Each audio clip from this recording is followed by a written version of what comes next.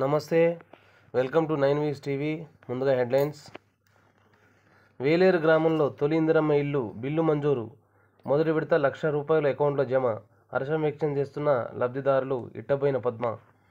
శ్వేతార్కలో జరుగుతున్న నిత్య మాసోత్సవ చండీ హవనం.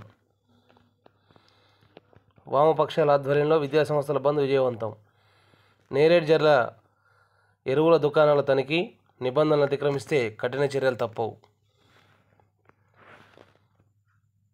ఒంటిమామిడిపల్లి ప్రభుత్వ పాఠశాలను సందర్శించిన ఐనవోలు మండల ప్రధాన కార్యదర్శి ఎండి రఫీ. ముందుగా ఇందిరమ్మ ఇళ్ల మంజూరు పథకంలో భాగంగా మొదటి విడత ₹1,00,000 అకౌంట్లో జమైన సందర్భంగా ఇరువురు స్వీట్లు తినిపించుకుంటూ ఆనందాన్ని వ్యక్తం చేశారు. సీఎం రేవంత్ రెడ్డికి, ఎమ్మెల్యే కడియం శ్రీహరికి, అలాగే సద్దాం హుస్సేన్కి ప్రత్యేక కృతజ్ఞతలు తెలిపిన లబ్ధిదారులు హన్మకొండ జిల్లా వేలేరు గ్రామంలో మంజూరైన ఇందిరమ్మ ఇళ్ల నిర్మాణాల్లో మొదటి విడత బేస్మెంట్ వరకు నిర్మాణం చేసుకున్న లబ్ధిదారుల ఖాతాలో డబ్బులు జమ అయ్యాయి. ప్రతి సోమవారం లబ్ధిదారులకు ఇండ్ల బిల్లులు చెల్లిస్తామని చెప్పిన రాష్ట్ర ప్రభుత్వం మాట నిలబెట్టుకుందని లబ్ధిదారులు సంతోషం వ్యక్తం చేశారు. ఈ సందర్భంగా లబ్ధిదారులు మాట్లాడుతూ, అధికారులు కానీ, నాయకులు కానీ ₹1 కూడా లంచం తీసుకోకుండా మా ఖాతాలో నగదు జమ చేశారంటూ హర్షం వ్యక్తం చేశారు. అదేవిధంగా ఇందిరమ్మ ఇళ్లు కేటాయించిన ముఖ్యమంత్రి రేవంత్ రెడ్డికి, ఎమ్మెల్యే కడియం శ్రీహరికి, కాంగ్రెస్ పార్టీ నాయకులు సద్దాం హుస్సేన్కి లబ్ధిదారులు ప్రత్యేక ధన్యవాదాలు తెలిపారు. త్వరలోనే వేలేరు గ్రామానికి రెండో విడతలో అదనంగా మరో 30 ఇండ్లు మంజూరు చేస్తామని కడియం శ్రీహరి హామీ ఇచ్చారు. మరొక వార్త చూసినట్లయితే, శ్వేతార్క ఆలయంలో జరుగుతున్న నిత్య మాసోత్సవ చండీ హోమం.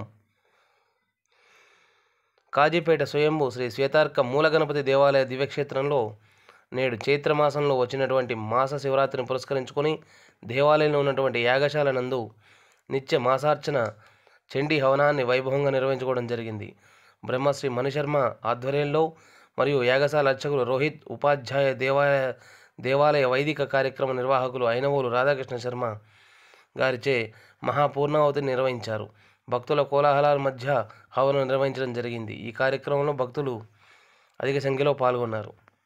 తదుపరి అన్నదాన కార్యక్రమాన్ని ఏర్పాటు చేశారు. వామపక్షాల ఆధ్వర్యంలో విద్యాసంస్థల బంద్ విజయవంతం. నేరేడ్జర్ల మండలం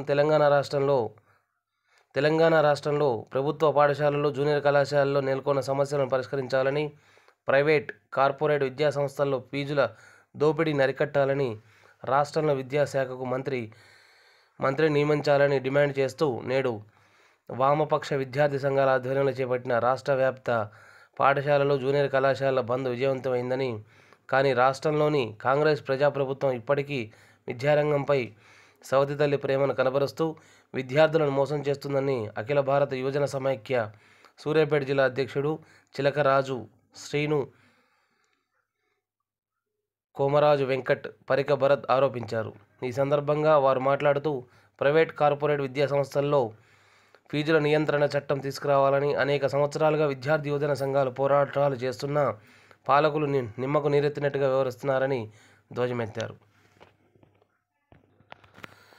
నేరేడ్జర్లలో ఎరువుల దుకాణాల తనిఖీ. నిబంధనలు అతిక్రమిస్తే కఠిన చర్యలు తప్పవంటూ మరొక వార్తా కథనాన్ని మనం చూస్తున్నాం.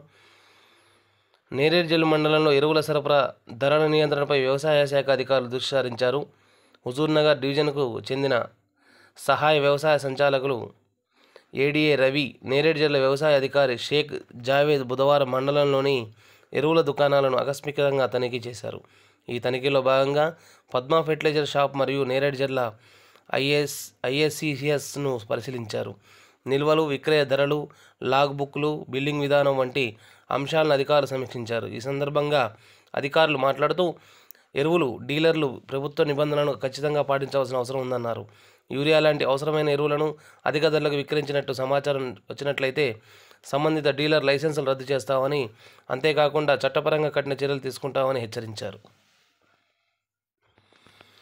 ఇక ఒంటిమామిడిపల్లి ప్రభుత్వ పాఠశాలను సందర్శించిన ఐనవోలు మండల ప్రధాన కార్యదర్శి ఎండి రఫీ, ఐనవోలు మండల కేంద్రంలోని ఒంటిమామిడిపల్లి గ్రామంలో ఉన్న పిఎం శ్రీ జిల్లా పరిషత్ ఉన్నత పాఠశాల ఇంగ్లీష్ మీడియంని కాంగ్రెస్ పార్టీ మండల ప్రధాన కార్యదర్శి మహమ్మద్ రఫీ ఆధ్వర్యంలో ఒంటిమామిడిపల్లి గ్రామ కాంగ్రెస్ నాయకులందరూ కలిసి పాఠశాలను సందర్శించడం జరిగింది. ఈ సందర్భంగా మహమ్మద్ రఫీ మాట్లాడుతూ పాఠశాలలో ప్రీ ప్రైమరీ పిల్లల విషయాల్లో కమిటీ పనితీరు బాగోలేదని, నర్సరీ, ఎల్కేజీ, యూకేజీ ఈ 3 తరగతులకు ఒకే ప్రైవేట్ ఉపాధ్యాయురాలతో విద్యాబోధన చేస్తున్నారని, ముఖ్యంగా పాఠశాలలో 2 అంగన్వాడీ కేంద్రాలు ఉండగా 2 కేంద్రాలు కలిపి ఒకే చిన్న రేకుల షెడ్డు ఇవ్వటం సరికాదన్నారు. పాఠశాలలో ఇంకా 2 పక్క భవనాలు ఖాళీగా ఉన్నా కూడా వీరికి ఒకే రేకుల షెడ్డు ఇవ్వడం ఏమిటని ప్రశ్నించారు. పాఠశాల ప్రారంభమై సుమారు 2 నెలలకు పూర్తిగా వస్తున్న తల్లిదండ్రుల వద్ద సుమారు 50 లక్షల రూపాయలు వసూలు చేసేంతవరకు ప్రైవేట్ టీచర్స్ నియామకం జరగకపోవడం శోచనీయమని అన్నారు. కంప్యూటర్ తరగతులు బోధించడానికి ప్రత్యేకంగా ఒక ఉపాధ్యాయుని నియమించాలని కోరారు. గత ఎస్ఎంసీ చైర్మన్ చేసిన ఆర్థిక దోపిడీని, వనరుల దోపిడీని వెలికితీసి అట్టి డబ్బును రికవరీ చేయించాలని, అలాగే ఇప్పుడు ఉన్న తాత్కాలిక పేరెంట్స్ కమిటీ ఎన్నిక న్యాయబద్ధంగా జరగలేదని, అట్టి కమిటీని తక్షణమే రద్దుపరిచి తల్లిదండ్రులందరికీ సమాచారం ఇచ్చి అందరి సమక్షంలో కొత్త కమిటీ ఎంపిక చేయాలని, అట్టి కమిటీలో కేవలం స్థానిక గ్రామం వారు మాత్రమే ఉండాలని, వేరే గ్రామస్తులకు కమిటీలో చోటు ఇవ్వడం సరికాదని ప్రధానోపాధ్యాయులు మందా సదానందకి వినతిపత్రం ఇవ్వడం జరిగింది.